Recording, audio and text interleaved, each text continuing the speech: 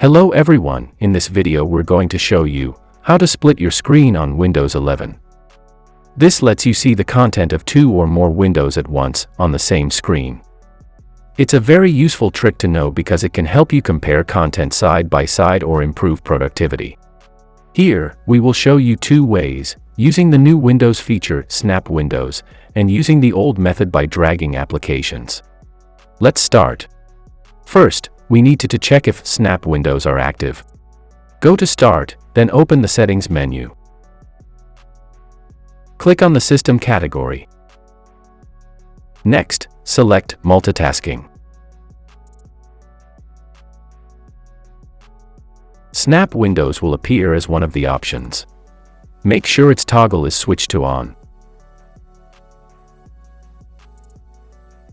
How to split screen on Windows 11 using the Snap Windows Layouts feature. Open any window. Hovering the mouse over the Maximize button on a window will reveal the Snap Layout options. There are several options for the layout and quantity of windows displayed, allowing users to display 2, 3, or 4 applications at once.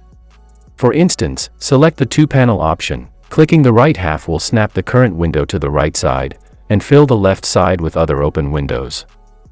Click 1 to have it fill that space. Similarly, selecting a 3 or 4-panel layout will put your current window into the space you initially select, and prompt you to choose other active windows to fill the remaining spots. Second method, how to split screen on Windows by dragging.